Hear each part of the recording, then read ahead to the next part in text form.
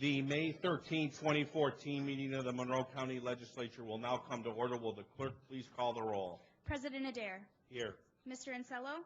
Here. Ms. Andrews. Mr. Baroth. Ms. Boyce is excused. Dr. Carbone. Here. Mr. Colby. Here. Mr. Daniele. Here. Mr. Delahanty. Here. Mrs. Draw. Here. Mr. Gamble. Mr. Gamina. Here. Mr. Haney. Here. Mr. Howland. Here. Ms. Cayley. Here. Mr. John Lightfoot. Mr. Willie Lightfoot. Here. Mr. Marionetti. Here. Mr. Michike. Mr. Morelli. Dr. Quattro is excused. Ms. Rivera. Mr. Rocco. Mrs. Stick. Ms. Taylor. Mr. Tutrello. Mrs. Valerio. Mr. Wilcox. Mr. Yolovich.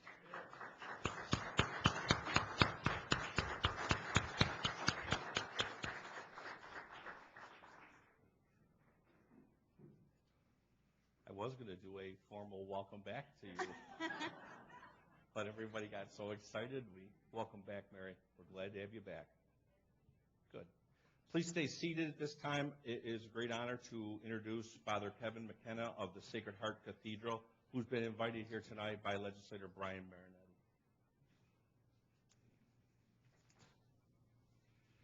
Let us pray.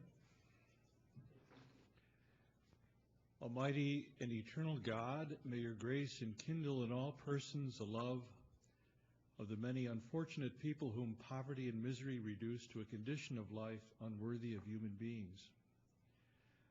Arouse in the hearts of those who call you God a hunger and thirst for justice, for fraternal charity in deeds and in truth. Grant, O Lord, peace in our days, peace to souls, peace to our community, peace among nations. God of justice and peace, mold our consciences according to justice and shape our hearts according to peace, that we may recognize the talents that you have given us to secure the rights of the poor, the oppressed, the sick, and the marginalized. God, we are your children. Grant us the courage and strength to work for justice, and in this way, live out our call each day to be peacemakers. Amen.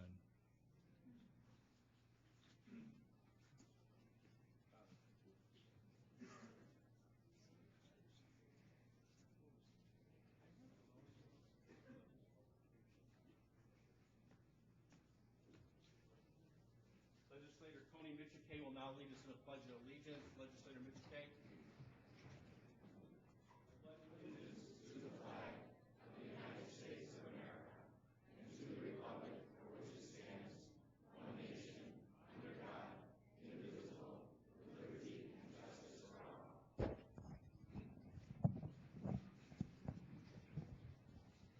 You have received a copy of the Journal of Day 4, April 8, 2014. Without exception, that journal will stand approved as submitted. Tonight, there's a hearing loop in place to assist those who are hearing impaired. Anyone requiring assistance should inquire at our clerk's office. If you have a cellular phone, pager, or other electronic devices in your possession, I would request that you make it inaudible for the duration of the meeting. Thank you for your cooperation. Legislators, the referrals submitted to the legislature for the next committee cycle are in your folders. At this time, it is my privilege to introduce to us Mr. Mark Quinn from the Parks Department, who will tell us today about the plant of the month. Good evening. Our plant of the month this month is geraniums. There's two types of geraniums. These are actually pelargoniums, which are the scientific name, but they're commonly called geraniums. If you actually buy a geranium that's a true geranium, it's a perennial in our environment. These are not. These we grow as annuals. They're actually a perennial in the south, so they can be grown throughout the winter in the Florida area. If you want to bring these in the winter, you can winter them over in a window or in a cool room with lots of sunlight. So they actually can be grown from year to year, but they are not frost hardy at all. So one of the things I would warn people when they're planting things we consider annuals, even though these are actual perennials, is to make sure you wait long enough to plant them. First thing in spring, right now, everybody's like, oh, great, the annuals are out, let's go plant them.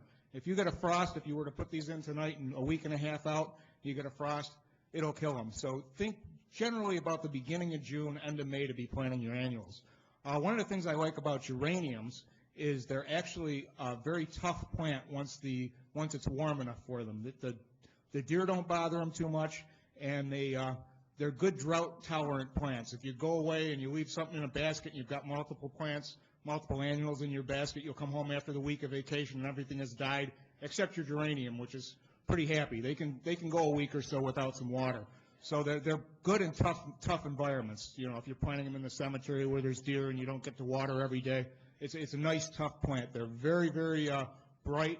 We've got reds, whites, pinks, and what you want to do to keep the flowering in really good condition is to pinch off the flowers after they bloom, and that'll maximize the bloom, and they'll continue to bloom all summer for you. And again, if you want to bring them in the fall, they can be a house plant throughout the winter and put them back out in the next year.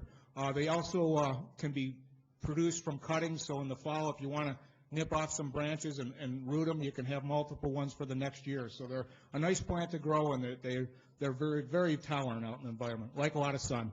So plant a lot of annuals, enjoy the flowers this summer, and these are a great one. Thanks. Thank you, Mark.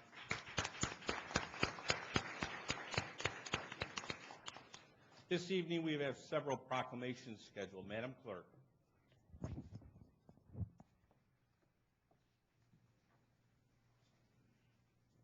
Would Dana Frame, Heather Baker, Sarah Passamont, and Andrea Orton please come forward? Also, President Jeffrey R. Adair and Mike Berry on behalf of County Executive Maggie Brooks.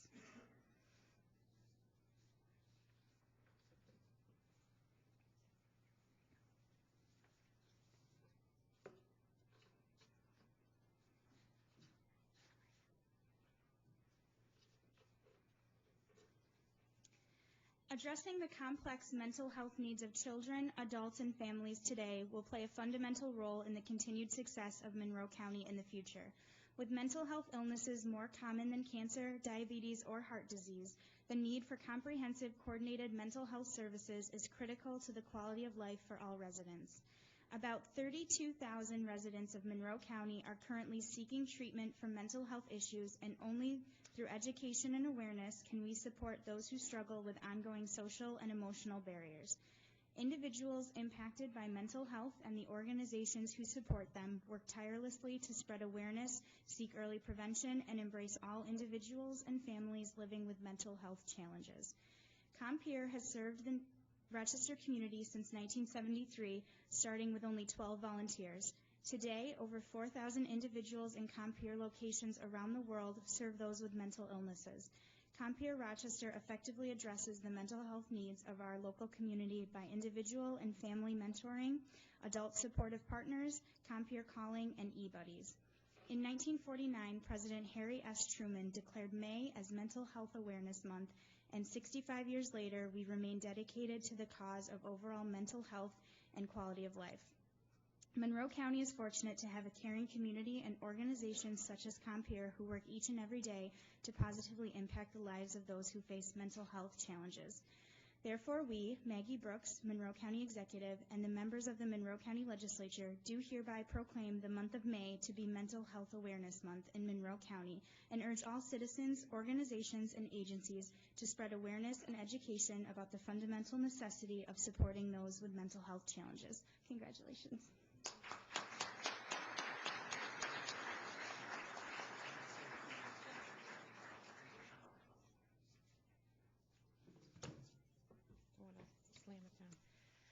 Thank you for this proclamation recognizing May as Mental Health Month here in Monroe County. This event will help bring mental health to the forefront and educate people in the community of the importance of good mental health. We at Compeer truly believe that physical and mental health are closely intertwined. We are blessed in Monroe County to have wonderful mental health services and are able to see so many people recover from their mental illness. Thank you for helping break down the stigma of mental illness so that people can access services and live a life in the community with dignity. Thank you.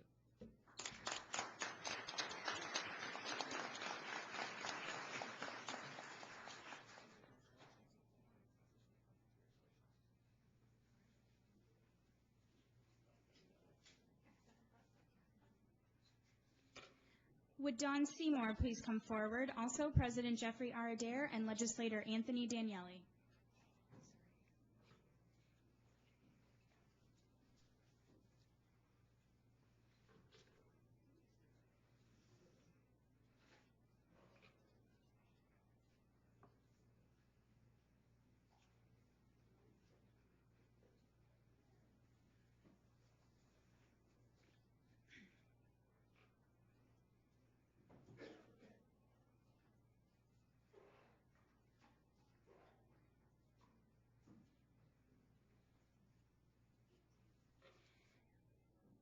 Whereas the Women Air Force Service Pilots, or WASP, is an aviation organization that acted under the direction of the United States Army Air Forces during World War II. Dawn Seymour was one of these WASPs. And whereas, born and raised in Pittsburgh, New York, Dawn went on to the College of Home Economics at Cornell University. She was later the first woman accepted into the civilian pilot training program at Cornell. Of the 1,830 candidates admitted to the WASP program, only 1,074 graduated and served as WASPs. Dawn Seymour was in WASP Class 43-5 at Avenger Field, Sweetwater, Texas. She would go on to serve as WASP National President from 1982 to 1984 and chaired the WASP Memorial Committee. And whereas Dawn was one of the lucky 13 WASPs who completed training on the four-engine B-17, the only women at the time who went through the same training as the male combat pilots. These 13 were the only women of the 1,074 WASPs qualified to pilot these aircraft. As a B-17 bomber pilot, she flew approximately 700 hours in the early 1940s. And whereas on March 10, 2010, Dawn and the other members of WASP were awarded the Congressional Gold Medal, the highest civilian award that the United States government can offer. Dawn Seymour is truly an outstanding citizen veteran and hero of our country, and Monroe County is honored to have her as a resident. Now, therefore, we, Jeffrey R. Adair, President, and Anthony Daniele, Legislator, District 10, on behalf of the entire Monroe County Legislature, do hereby recognize and congratulate Dawn Seymour on her remarkable service with the Women Air Force Service Pilots and for earning the Congressional Gold Medal. Congratulations.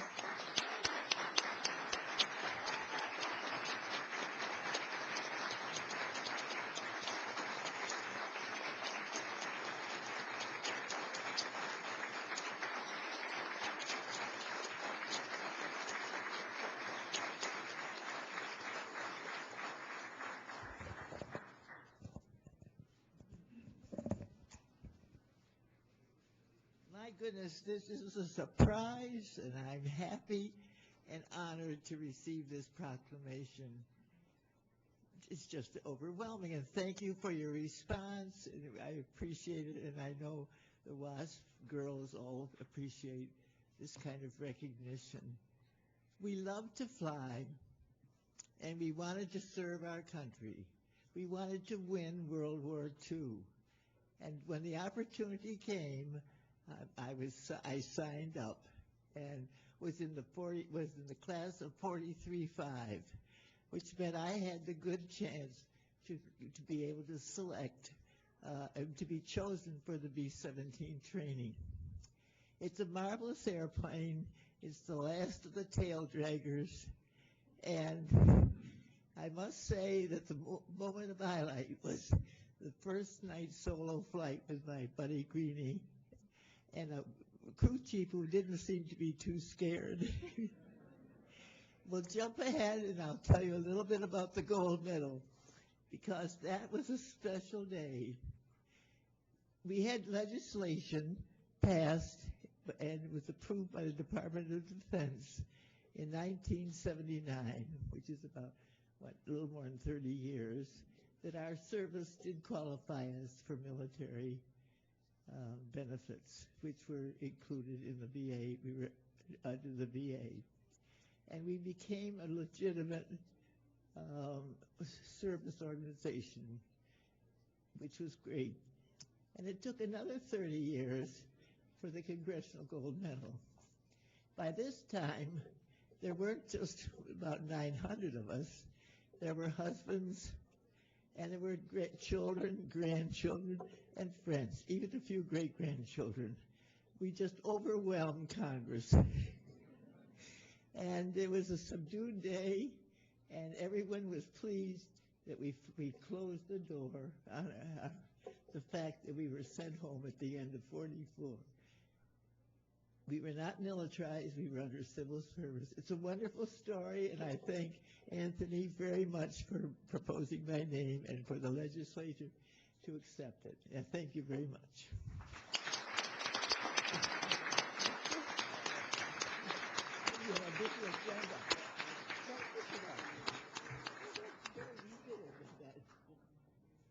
Okay, good.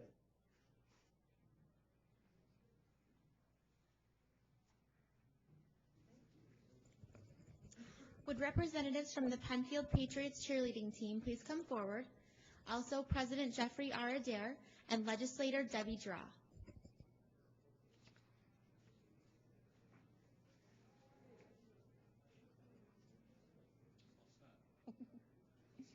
You are.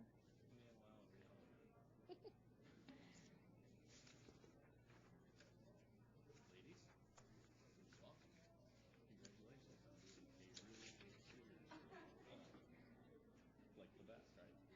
Number one. Thank you very much. You're welcome. Number one, right? You repeat next year? No, sure. They can do whatever they want to do. They got a lot more than we do. That's all right. Put your pants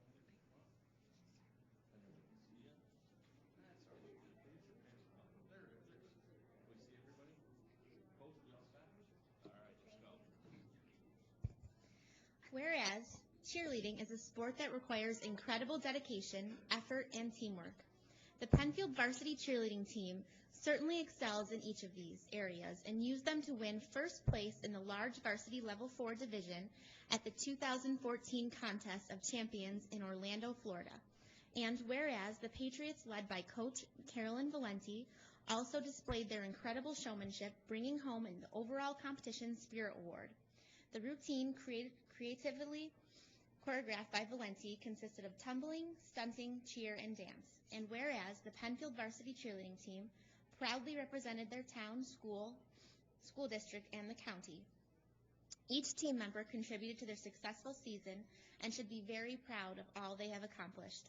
Whereas Monroe County is pleased to have such young athletes in our community, especially ones who also serve as role models in their town. We are confident they will translate these achievements today into more success down the road. Now, therefore, we, Jeffrey R. Adair, President, and Debbie Draw, Legislator District 9, and E. Daniel Quattro, Legislator District 15, on behalf of the entire Monroe County Legislature, do hereby recognize and congratulate Penfield Patriots cheerleading team on winning first place in the large varsity level 4 division. Congratulations.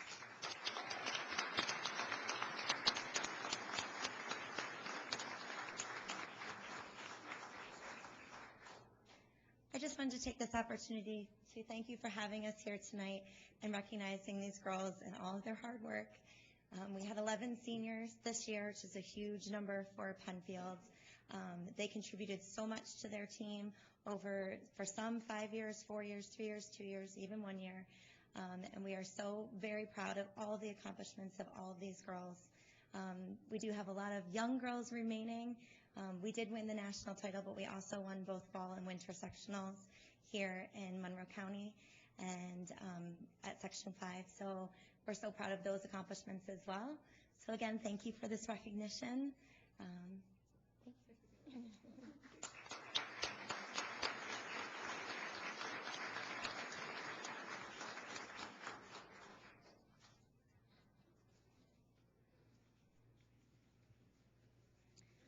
Would representatives from the House of Guitars please come forward?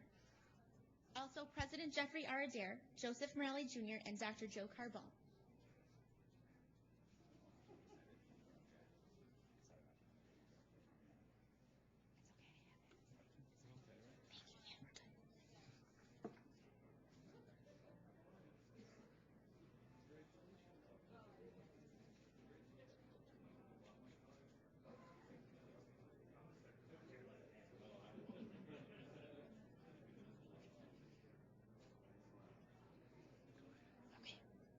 Whereas the House of Guitars has been the most trusted source of musical instruments and equipment since Armand and Bruce Shawbrook started the business in their mom's basement, being the first to sell the equipment the Beatles were using, and whereas expanding their growing reputation with the now familiar homemade television ads and other promotional campaigns that included controversial billboards that further endeared them to rock and roll fans. And whereas, after several locations changes, they settled at their current Titus Avenue location in 1972, becoming an institution both in Rochester and amongst many famous clientele, including Aerosmith, Ozzy Osbourne, Cheap Trick, and Metallica. And whereas the House of Guitars has been inducted into the Rochester Music Hall of Fame this year for its contributions to the Rochester music scene for 50 years. Now, therefore, Jeffrey R. Adair, President, Joseph Morelli, Jr., Legislator District 17, on behalf of the entire Monroe County Legislature on this day, do hereby honor and congratulate the House of Guitars for its role in the music history of Rochester.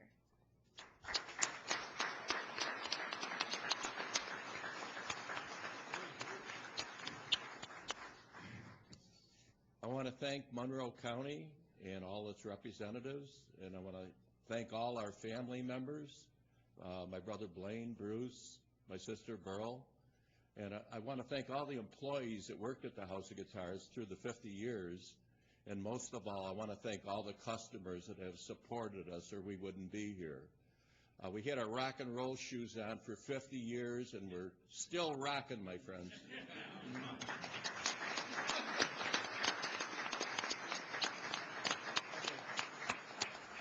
Thank you for the recognition. We really appreciate it. Thank you.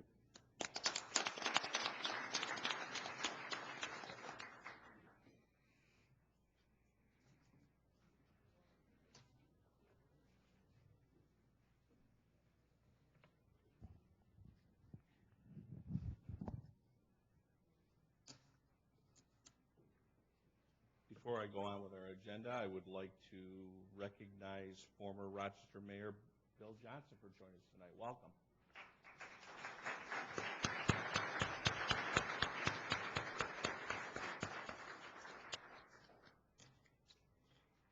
You have in your folders the approved minutes of the last cycle. There are no formal committee meetings scheduled for this evening. We will now hold the public hearing. We have several people registered to address the legislature. Before I go on, I would like to say this. Folks, I know some of you this might be the first time that you've come before a public forum. Just so you know, each individual will be called, and we'll call 3 people up. We will let you go to the podium. You will have 2 minutes to speak. There'll be a buzzer that will go off, and we want you to summarize at that point. Understand one thing about public forum, please. It is your turn to talk to the legislators, and I wanted to make sure that the legislators can all hear everything that's said. So any yelling or screaming or cat calls or anything like that is going to be, it's unacceptable. Let's be professional about this. Let's be able to get your word out. 2 minutes is not that long, folks. So you don't want to spend it all the time waiting for someone else to stop saying something or heckling you. So at this point, I believe I will turn over to our clerk, and she will call the first 3 names. If you require assistance, a deputy is available to assist you in approaching the lectern. Again, I will call 3 people forward at one time, and each speaker will have 2 minutes in which to address the legislature. Kindly conclude your remarks when the timer sounds and exit through the back of the chambers. We thank you for your cooperation. Our first 3 speakers are Tom Hashman, William Johnson, and Maggie Ho.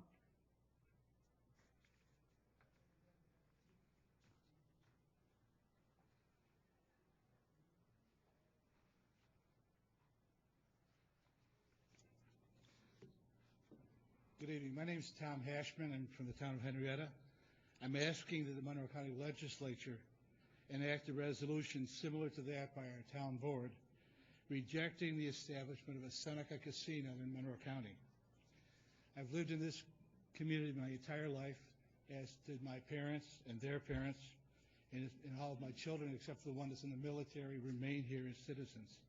This community is one that gave us a George Eastman, who had visions that changed the nature of this community, Bausch and Lomb, Chester Carlson and Joseph Wilson, Thomas Golisano, the best giving United Way in the country, a heritage of social and spiritual care that goes back to the 1820s when Charles Finney came through here.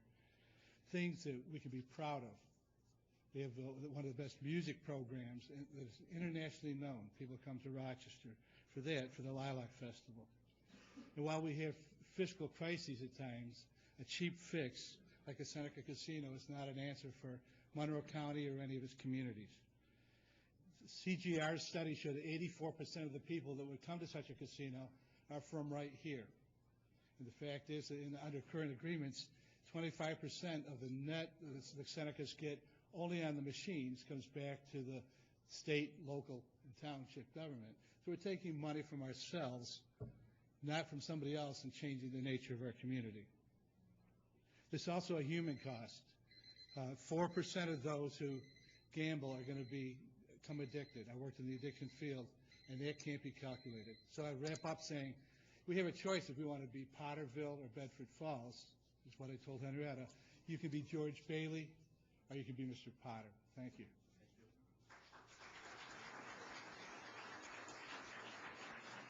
Mr. President and members of this honorable legislative body, my name is Bill Johnson, and I'm here. I am the founder and the CEO of the consulting firm Strategic Community Intervention, LLC, and No More Casinos Coalition is a client of our firm.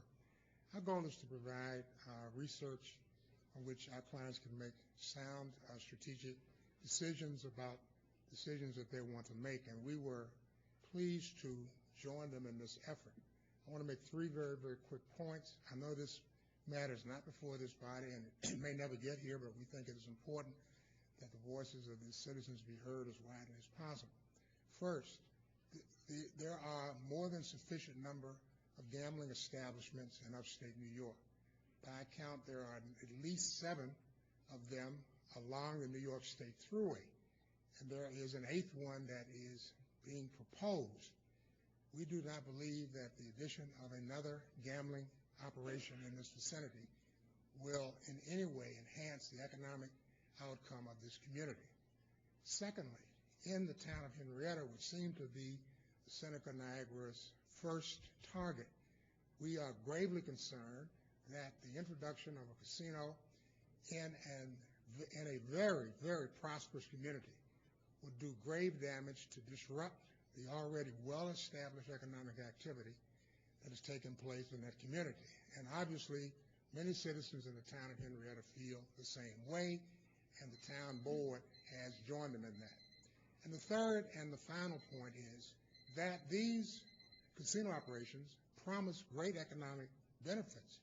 And our research has found that none of these casinos in upstate New York have delivered on that promise. In fact, Niagara Falls has had consistent tax increases, and its town is still in a state of distress. So we want to urge people to be aware of any promises that are being made for great benefits. They will not materialize. Thank you very much for your time.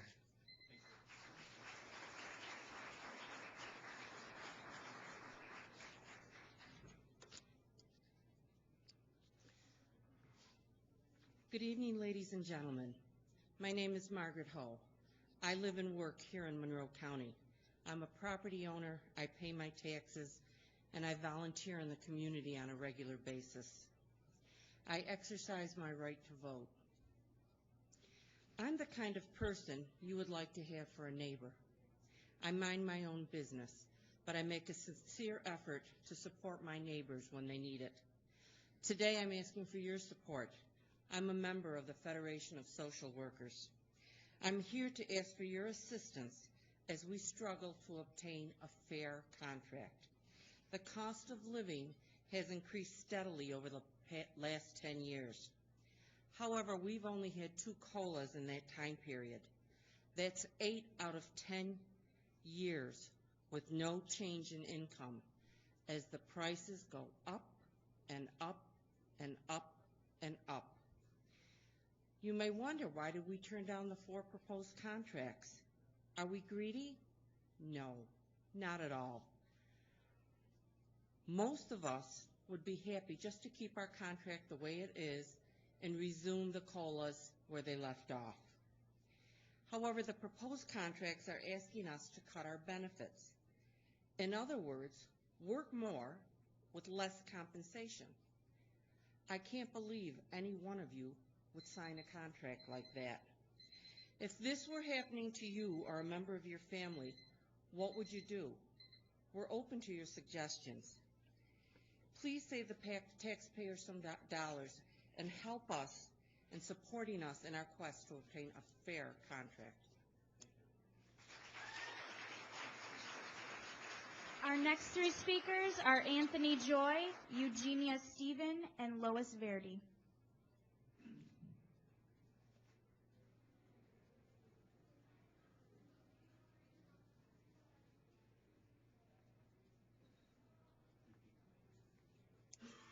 Our next three speakers are Anthony Joy, Eugenia Stevens, and Lois Verdi.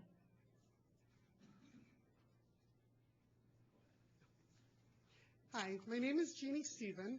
I am a casework supervisor at the Monroe County Department of Human Services, and I, like Maggie, am here because we've not had a contract since 2008. And as Maggie said, that means we've had no cost of living adjustments since 2008. The services that we provide are mandated by the federal and state governments. I realize social services can get a little ideological, but at the local level, we can't change that. What we really need to do is make sure we're doing everything in our power to deliver these services efficiently and cost effectively. It's hard to attract and retain new caseworkers.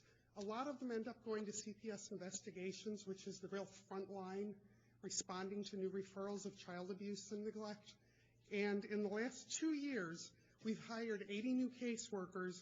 24 of them have already left. That's 32%. High turnover is expensive, it's inefficient, and it costs the county money in the long run. It's just cheaper and better for the community to maintain an experienced workforce. We're not greedy. We'd be happy with the same contract that you are giving the Water Authority, 3-4% COLA raises, and a fair share of our health insurance. That's what we're asking for. And I would like to say on my own behalf, not representing my union, no more casinos. Thank you.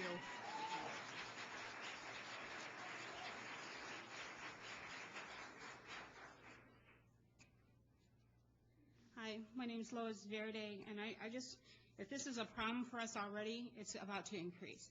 According to the National Gambling Impact Study final report, it says that the homelessness will increase, suicide will increase, domestic abuse will increase, child abuse and neglect will increase. These things are all to come to Monroe County if we don't stop this thing and stop it now. So my question to you is why?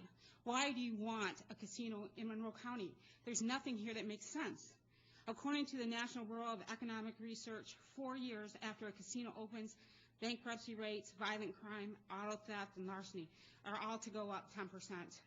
The National Gambling Impact Study Commission final report cited 15 million Americans who are identified as at-risk gamblers. A study that of nearly 400 Gambling Anonymous members stated that 57% admitted stealing to finance their gambling. Collectively, they stole $30 million. One witness before the commission indicated that 80 to 90% of people in Gamblers Anonymous will tell you that they did something illegal in order to get money for gambling.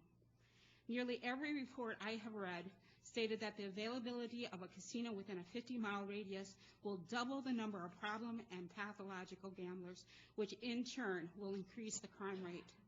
Today, according to the neighborhoodscout.com, Rochester crime index is a 4. That means that only 4% of other cities in the U.S. have more crimes than we do. Crime destroys communities, lives, and businesses. The Irondequoit Mall went out of business due to crime. For jobs, your job includes protecting the people of Monroe County. There is no debate as to whether a casino brings in more crime. Casinos not only bring crime, but it also creates criminals. I beg you, sign the resolution against the casino here in Monroe County. Thank you.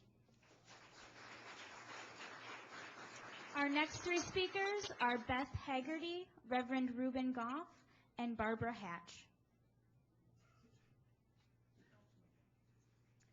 Our next three speakers are Beth Haggerty, Reverend Reuben Goff, and Barbara Hatch.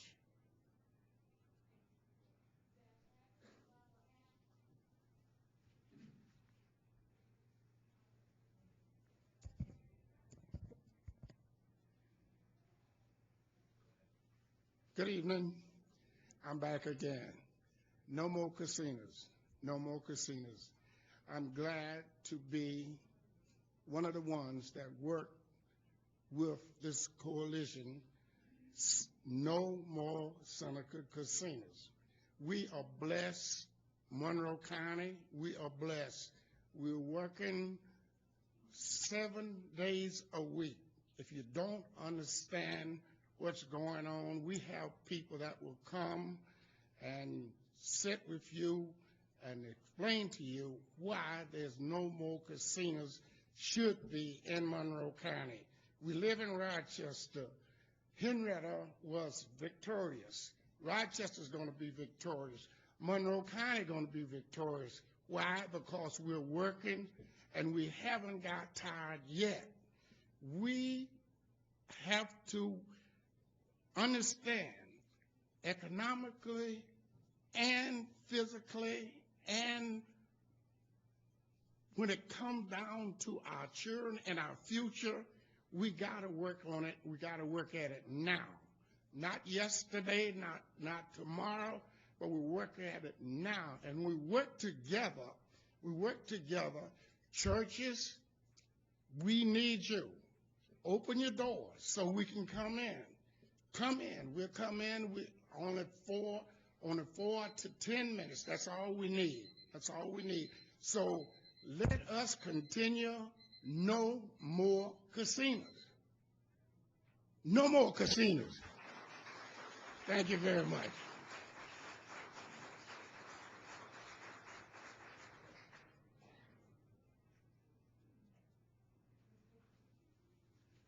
I'm Barbara Hatch from the town of Henrietta. Legislators and friends, Maggie Brooks hosted a luncheon for senior county residents last week. She graciously spoke, saying our towns and county are a good place to raise a family, including her grandchildren. Our legacy for our children should be the quality community that we have enjoyed. The Seneca casinos are advertising the glamorous and sexy rebuilt casinos trying to impress Monroe County that sleaze is good. A casino will not be a quality of life we've known in Monroe County, and we urge you, legislators, what are you thinking? Please pass a resolution. We do not need this anywhere in any of our towns.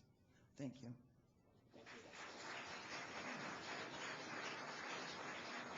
Our next 3 speakers are Georgette Tucker, Deborah D. Evans, and Dorothy Champlin.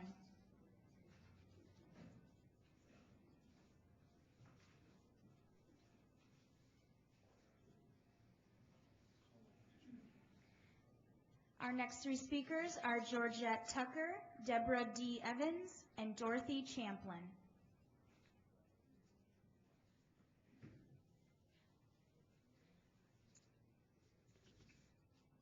Good evening. My name is Georgette Tucker. I live in Monroe County in the 19th Ward. I work for Finger Lakes Gaming and Racetrack, and I love my job, and I would like to keep it.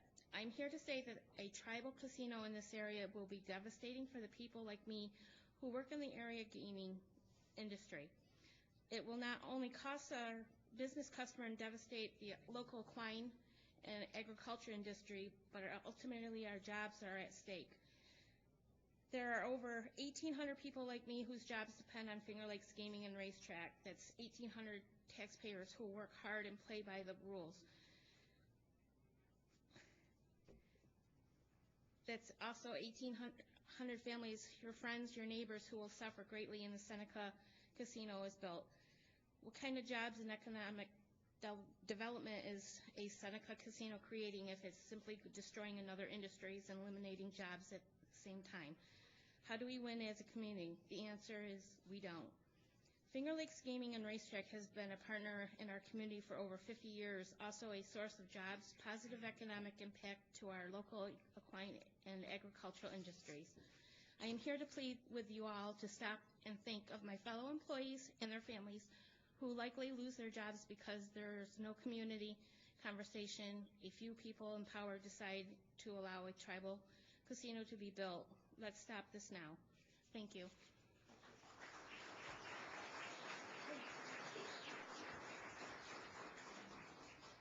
I'm back. Dorothea Champlin, 27, Federation of Social Work member, 27 years.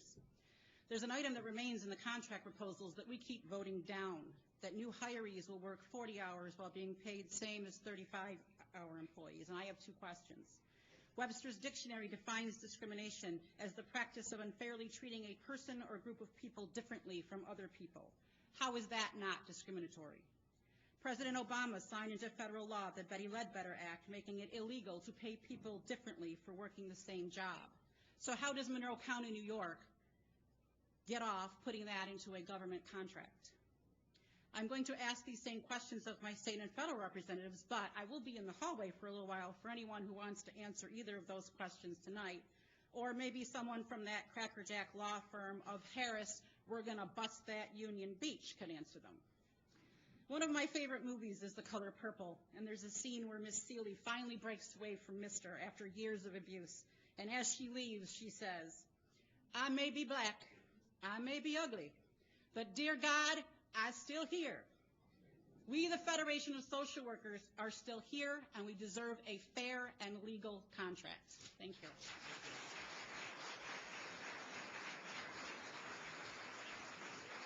Our next three speakers are Dr. John Walker, Jean Barry, and Marcine Lloyd.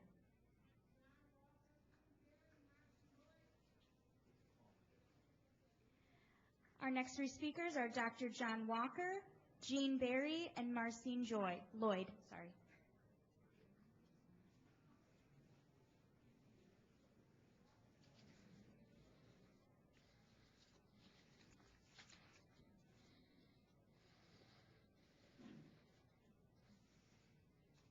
Thank you very much for this time.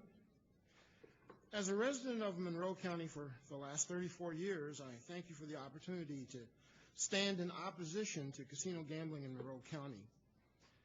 As servant leaders in our county, I ask the legislature to consider two questions.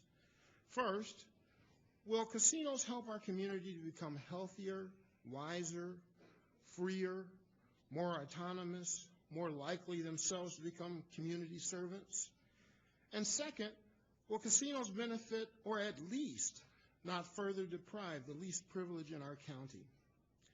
If after your careful deliberation and examination of the information that has been or will be presented, you cannot answer yes to both of these questions, I respectfully ask that you oppose casinos in Monroe County. Thank you.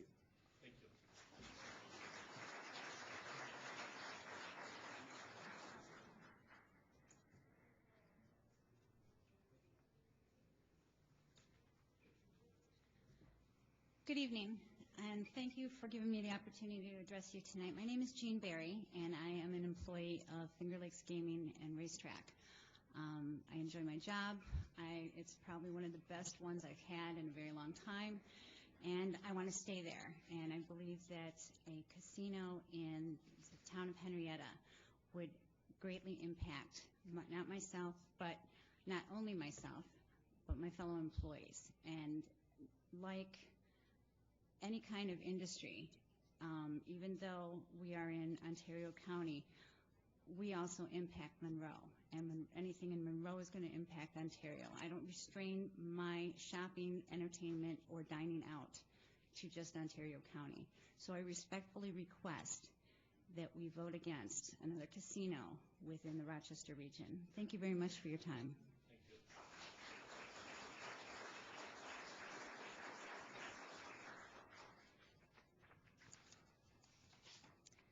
My name is Marcine Lloyd. I've lived in the 19th Ward for about 27 years. Moved here from outside of here. It's a beautiful place. I don't approve of any gambling of any sort, but we've got what we've got, but we don't need more. Gambling devastates individuals and families, causes addiction, attracts crime and corruption, ruins marriages, neglects spouses, children get left in cars. I mean, there's nothing good about it. It entices adolescents to start gambling. I visited Niagara Falls last year, and I spoke to the businesses. It doesn't look better there. It looks worse than I've ever seen. I asked the business, and I said, so how has that casino helped or hindered your community? What's the result. They said, it has never been worse. They go in, they never come out. We don't need that. They do everything they can to keep you inside with music and food and everything. Mood music, they take away the clocks. There is nothing beneficial. There is no community anywhere in the country or in the world where the casinos have made a better and more wonderful place. It increases crime. It causes workplace problems because people consume their time, and it invites workplace theft. We don't need this. If I thought this was a country by, of, and for the people, well, listen to us. We are the people. Listen to us. Don't you see? We don't want this. Pay attention. It invites corruption. How many of you have been corrupted by them? Are they paying you something? I hope not. Because God sees what's in your heart, and you can't hide from that.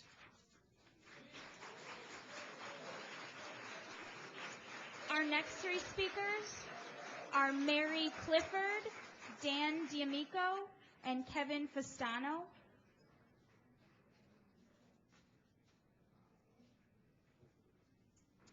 Again, Mary Clifford, Dan D'Amico, and Kevin Fastano.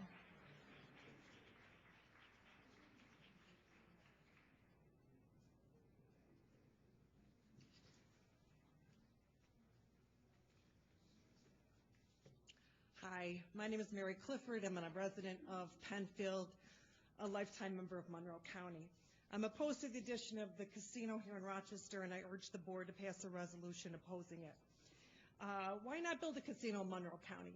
If you do some research on the internet, you can find a myriad of reasons why you shouldn't support it.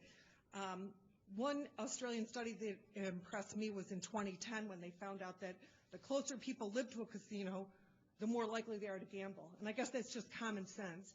But a university studied this and found a significant difference for people who live in proximity. If the closer the residence is to the casino, the more likely they are to gamble, and the more often they will gamble. But more importantly, my concerns are quite simple, namely public health and safety.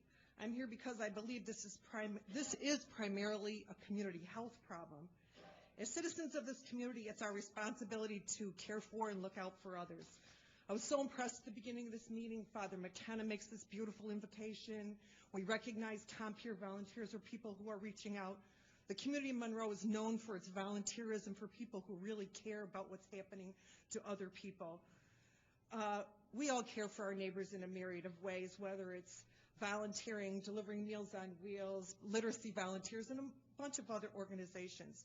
But today we're called upon once again to speak for others who are vulnerable in the face of gambling. As we know, gambling does not affect just the life of the gambler. Please consider the vast amount of collateral damage. I'm speaking of the families of gamblers, the children, the spouses, parents, siblings, cousins, and friends. It's for them that we come together tonight. It's our responsibility to the families of our community. Their health and their lives come first. Thanks for your time and your attention to this matter.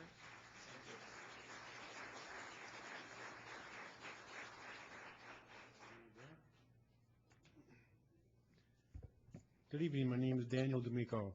I'm a Monroe County resident and employee of Finger Lakes Gaming and Racetrack.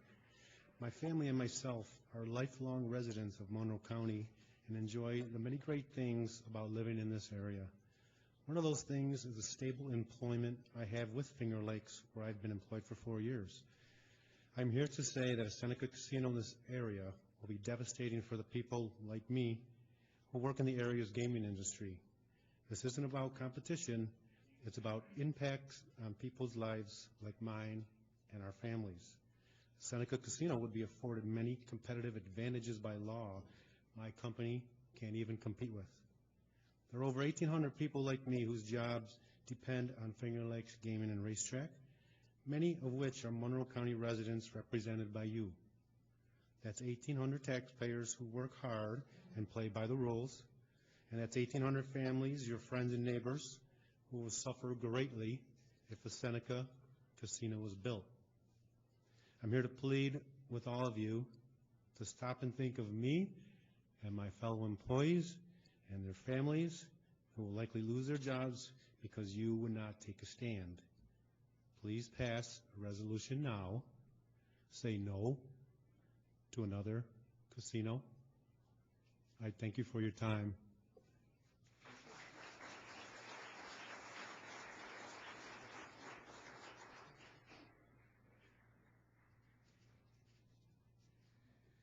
Good evening. My name is Kevin Festano.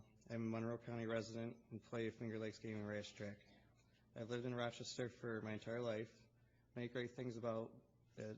It's a stable employment at Finger Lakes, where I've been employed for 3 years. This isn't about competition. It's about impact of people's lives, like mine. The Seneca would be offered many competitive advantages that would be by companies and complete with. I'm here to say Seneca Casino in this area will be devastating for the people like me who work in this gaming industry. I live here live here in downtown Rochester, and I travel out there, and we're like a family, and just want to keep it together. Thank you. Our next three speakers are Demond Meeks, Larry Doty, and LeBronge Moss.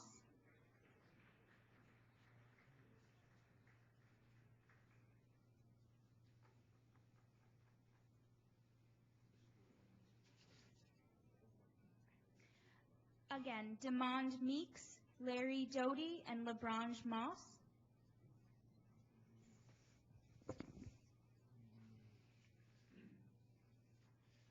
And good evening, ladies and gentlemen. My name is Larry Doherty, and this is the first time I ever spoke in front of a public forum. It's pretty cool. I might come back next week. We got a meeting? No? Okay.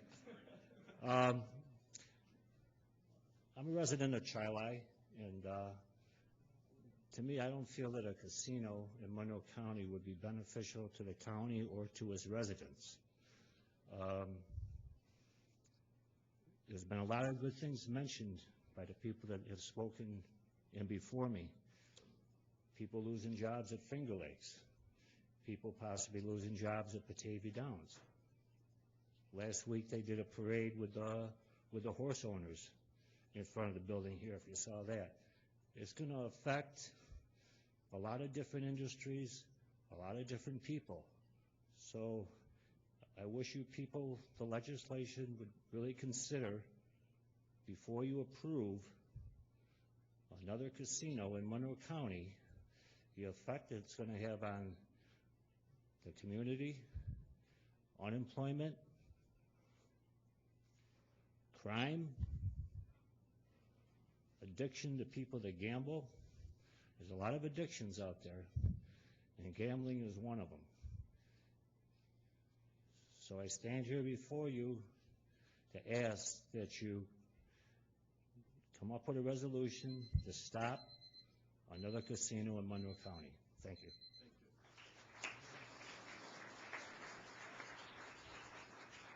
Good evening. My name is Demond Meeks. I'm a resident of the city of Rochester. And I heard folks speak about a number of different issues as it relates to gambling. And my major concern is individuals who gamble out of a sense of disparity. And for me, growing up, there was an individual in my life who taught me responsibility, taught me faith, to believe in Jesus Christ as my Savior, and taught me so many things: the importance of education, the importance of working, the importance of being an upstanding man and taking care of one's family. And for that particular individual to work their whole life and teach you all these great things, and for you to see that individual one day struggling with an addiction, to see that individual struggling in a manner in which they could possibly lose a home, in which they spent the past 25 years paying for a mortgage, not because they didn't have work ethic, not because they decided to gamble for fun, but because they decided to gamble out of a sense of disparity, because they worked, and now they were on a fixed income. And it was thinking, if the Lord would just bless me with a little extra, if he would allow me to go pull a slot machine or two and win some extra money, I would be able to do so much more for my family. And then to be that family member that feel like I can't allow this individual to lose a household and the other things that they work for. So now it's not only affecting that individual, but it's affecting several households. And you just have to maneuver and work things out and work with those individuals and still love them as they are and encourage them to take advantage of Gamblers Anonymous and other things, as well as pray for those individuals to come out of those struggles.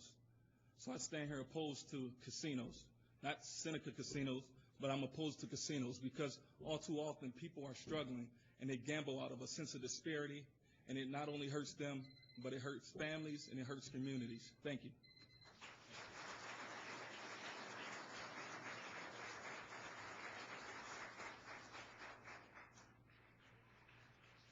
Good evening, everyone. My name is LeBron Mays. I had some notes prepared, but I can't find them. A lot of people have said some wonderful things tonight for reasons not to have casinos. And basically, the Seneca Nation have been getting tax breaks for years. Also, if we let them come into our county, that money would be going back out. So why should we let someone come into our county to get the money that we earn and we need to keep in our county to go out to somewhere else? And that's all I have to say. No more casinos. Our next three speakers are Judy Francis, Pamela Porter, and Sylvia Barker.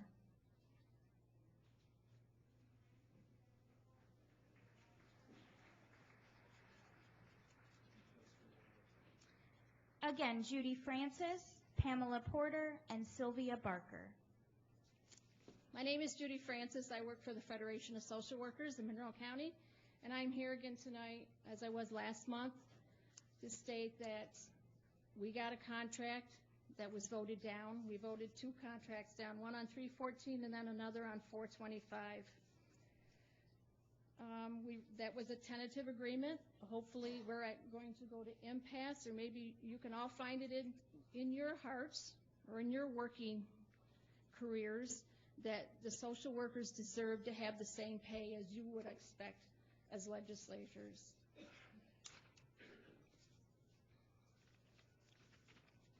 Things mixed up here. I do have a couple of quotes I want to say, that you cannot negotiate with a turkey over what day Thanksgiving is, whether it is Thursday or Friday. The turkey's still the victim, and we as social workers are the victims because we're not getting the respect that we deserve. Our administrators all got raises for since 2009. We haven't had a contract, and there's certain people that have received over $11,000 in raises in that same time period. The price of gas, again, back in 2009 was $1.14. Today it is $3.60 on the national average.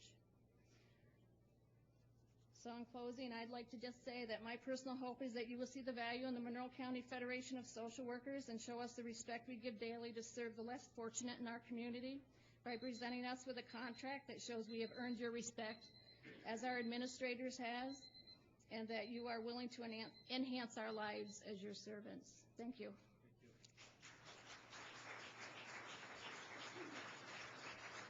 Our final two speakers are Tom Gregory and Rick Becker.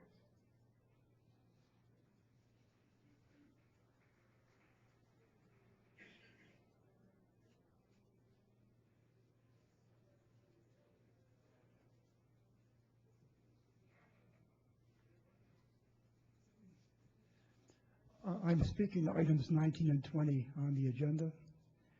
And all I really have to say is that it's hard to understand as a member of the public how something like this can happen. And yet, over the last couple of months, I've advocated strongly for the conflict defender, and I've advocated strongly for the public defender forever. I mean, I think there's like two great organizations. And I seriously have to wonder if we can rely more on organizations like that to protect the county interest. Why? Well, first thing, I volunteered with the public defender for about 5 months. And one thing you see inside those offices is you see individuals working in groups. You have a diversity of opinion. You have a diversity of competence. And I'll be honest with you, I think it's mutually supported so the county maybe somewhere in the future can avoid some of the problems like this. I think that our county is served by support of our conflict defender, and I think our county is served by continuing support of our public defender. They haven't let us down. I would hope that that would be the solution for this county in the future. Thank you.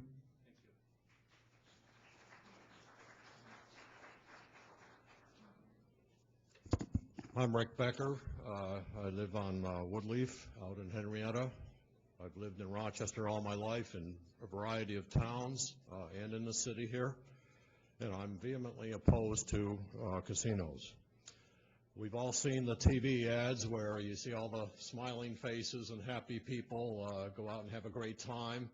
Well, I thought I'd go check this out. It's not my normal habit, but I visited a riverboat on the Mississippi on one trip around the country, and I got in there and I was really astonished to see a lot of senior citizens standing there or sitting there at the slot machines, one after another, mostly women, who were quite possibly spending a lot of their Social Security income.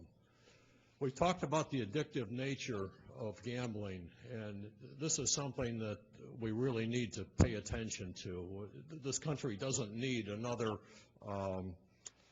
monument to addiction, particularly in our own county here. So give it some serious thought. I hope you join us and stand up against the casinos. Thank you.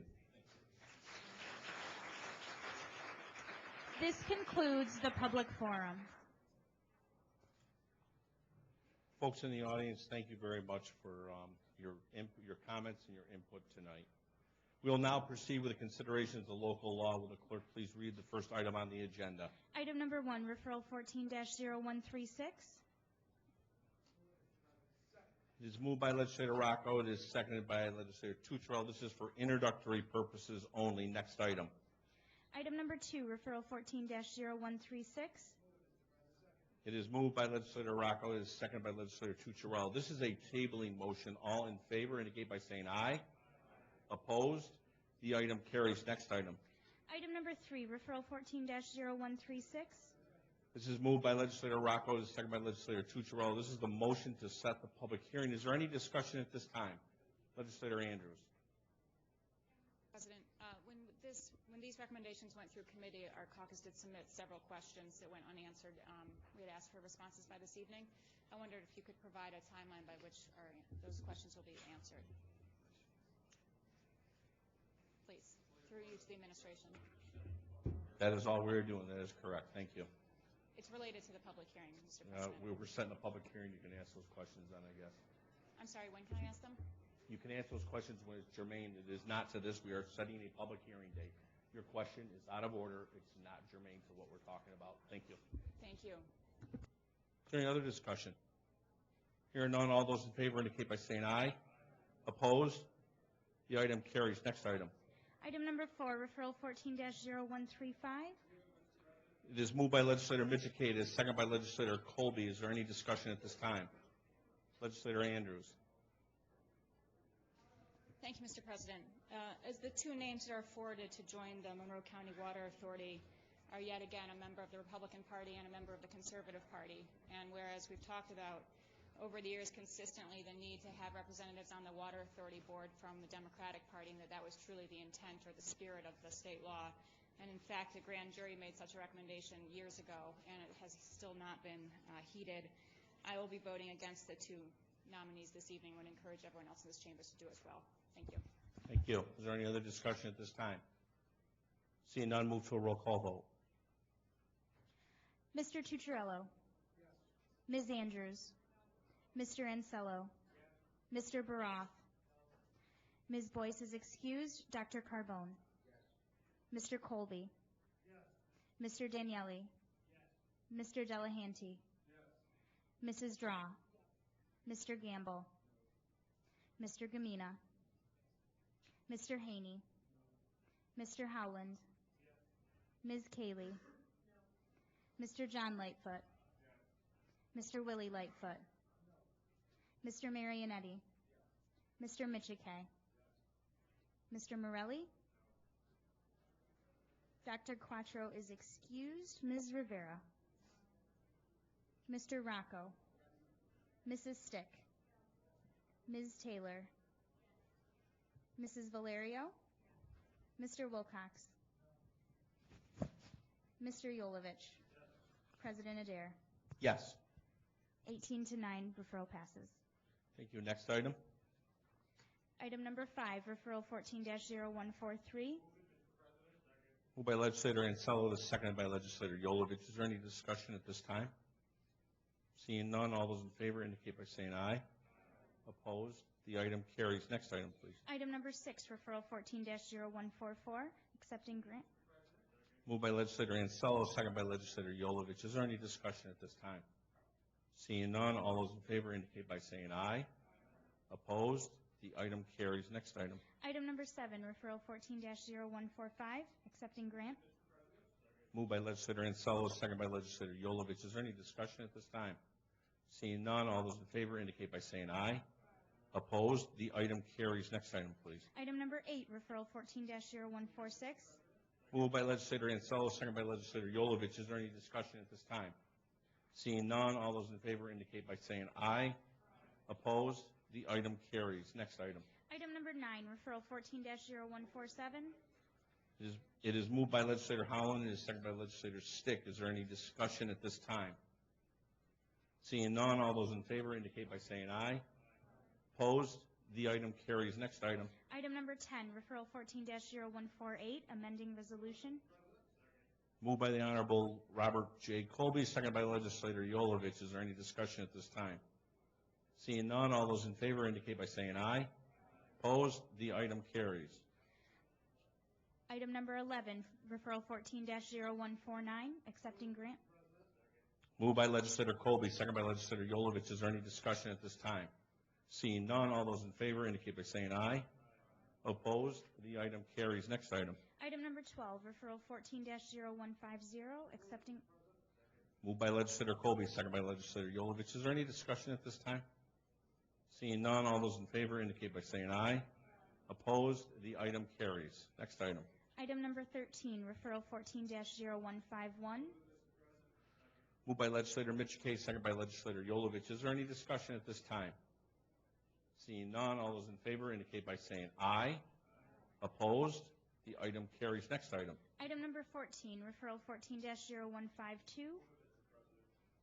Moved by legislator Yolovich, it's seconded by legislator Rocco. Is there any discussion at this time? Seeing none, all those in favor indicate by saying aye. Opposed? The item carries. Next item. Item number 15, referral 14-0153. It is moved by legislator Yolovich. It is seconded by legislator Rocco. Is there any discussion at this time? Seeing none, all those in favor indicate by saying aye. Opposed? The item carries. Next item. Item number 16, referral 14-0154. Moved by legislator Yolovich, is seconded by legislator Rocco. Is there any discussion at this time?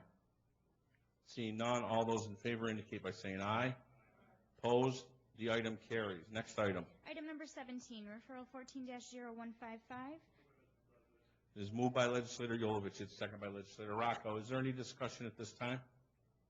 Seeing none, all those in favor indicate by saying aye. Opposed? The item. Did I have a no in there? Okay. Okay. Let's hit the Control Alt Delete. All in favor indicate by saying aye. Opposed? The item carries. Next item. Item number 18, referral 14-0156BR. Moved by legislator Yolovich. It is seconded by legislator Rocco. Is there any discussion at this time?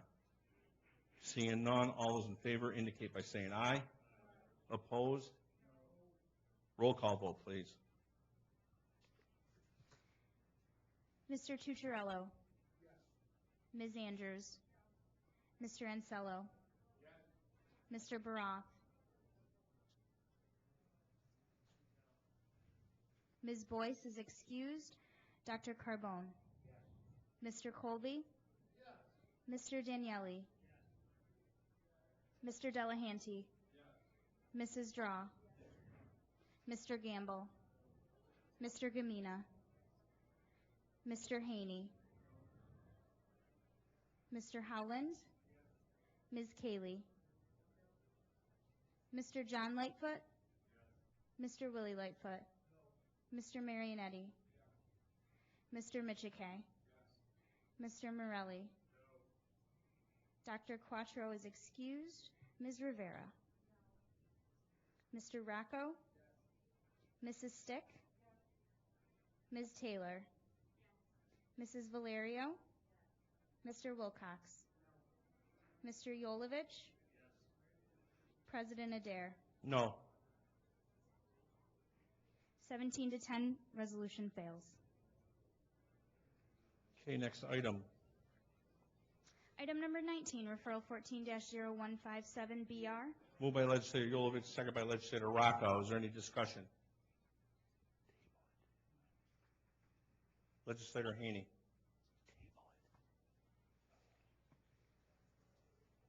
Thank you, Mr. President. My questions are solely on the bond issue, so there's no need to go into executive session. And I'm wondering, since the date of the Ways and Means Committee meeting, has there been any progress on the status of our insurance claim with our stop-loss carrier?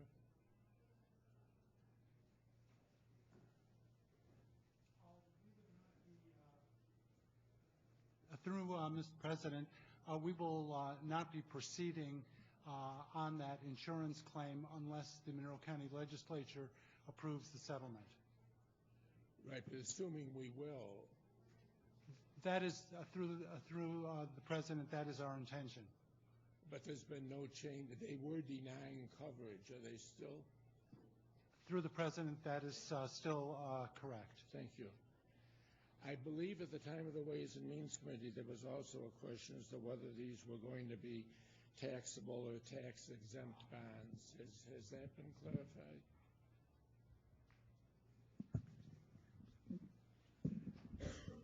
Mr. President, Bond Counsel has given us an opinion these will be tax-exempt.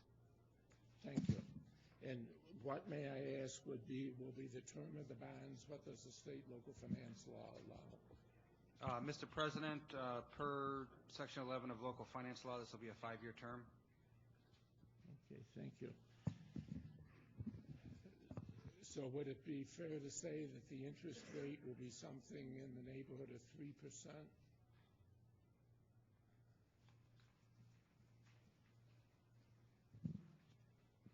Mr. President, at this time, given no changes in the markets, I would anticipate a rate somewhere in the range of 1.5% to 2.5%.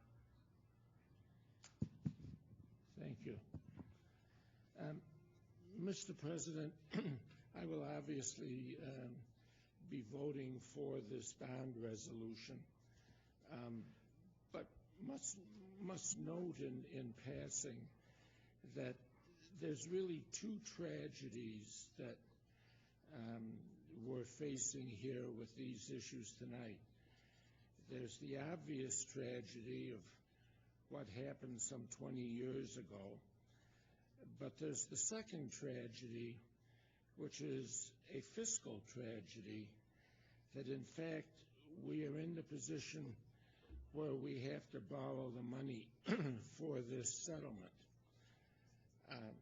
We are self-insured for various legal actions up to a cap, and to handle our liabilities, as all similar governmental entities do, we have what's called the Risk Management Fund.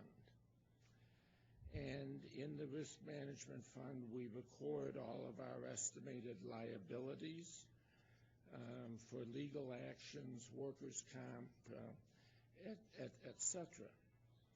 And we theoretically finance those liabilities when they come due out of the Risk Management Fund.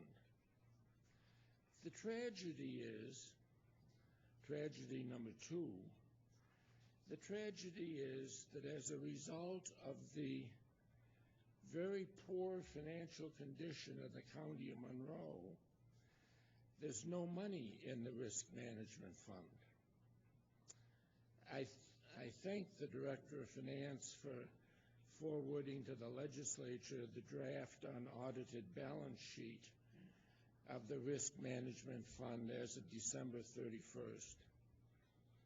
And that balance sheet shows that it was estimated that as of December 31st, that Monroe County had $46.8 million in liabilities for various legal actions, workers' comp, etc. On the other side of the ledger, Monroe County had a grand total of $27,000 of cash. So that at December 31st, we had $27,000 in cash to fund almost $47 million of pending liabilities. The result, Mr. President, is that according to the draft unaudited balance sheet as of December 31st, the Risk Management Fund has a deficit, an unrestricted deficit of $41,200,000. For the taxpayers of this county, Mr. President, that is indeed a tragedy, that our budgeting practices and financial practices have left us basically with no money to pay the liabilities. And now we find ourselves with one of the large liabilities coming due and has to be paid. So we have to borrow money for the next 5 years to do so. There are real costs attached to that. The fact you don't just go to the bank and have somebody hand you the money to pay these bills. We're borrowing roughly $450,000 more than what the claim is. The reason for that is that in order to hold the bond sale and pay the underwriters and pay the bond counsel and all those types of people who get involved in a bond sale, we're going to incur $200,000, $300,000 in fees. That's a real cost. It's a cost of not having properly financed our risk management fund over the past many years. In addition to that, over the next 5 years, the taxpayers of this county are going to pay interest on this borrowing of somewhere in the neighborhood of 2%, between 1.5 and 2.5. This, Mr. President, is a real tragedy that our finances are in such poor shape that we arrive at this point where we have to pay this settlement. And of course, tragedy number one is what happened 20 years ago. But it's a real tragedy with very real costs to the taxpayers of this county, that our finances are in such poor shape and our budgetary practices have been so poor that in the risk management fund there's $27,000 in cash to finance almost $47 million of estimated liabilities.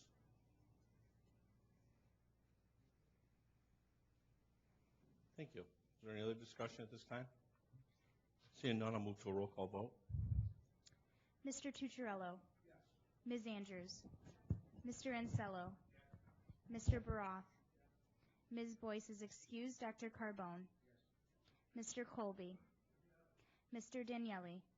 Mr. Delahanty. Mrs. Draw. Mr. Gamble. Mr. Gamina. Mr. Haney. Mr. Howland. Ms. Cayley. Mr. John Lightfoot.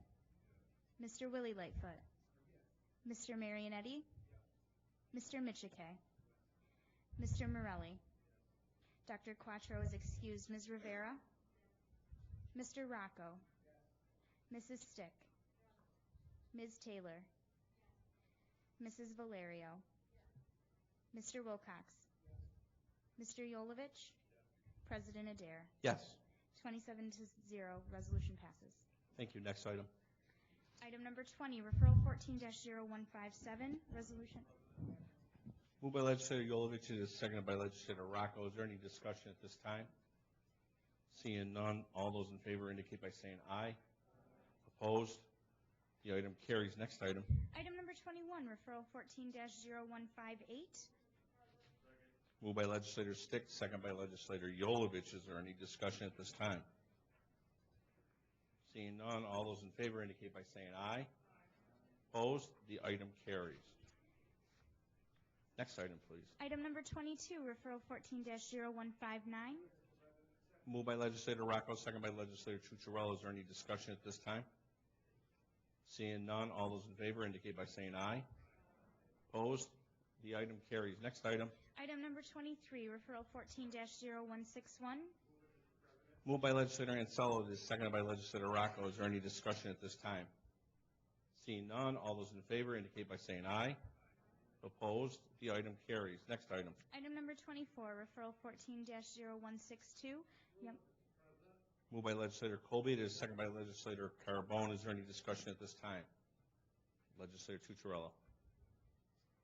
Thank you, Mr. President. I rise tonight in support of this referral. Next month's award ceremony at Monroe Community Hospital is a chance for our fantastic young citizens and youth advocates to be recognized for all they do in our community. This is an event I look forward to attending every year. Next month's event will be another great one as the 75 community members receive their awards. I strongly urge my colleagues in the legislature to attend and help our county honor our recipients.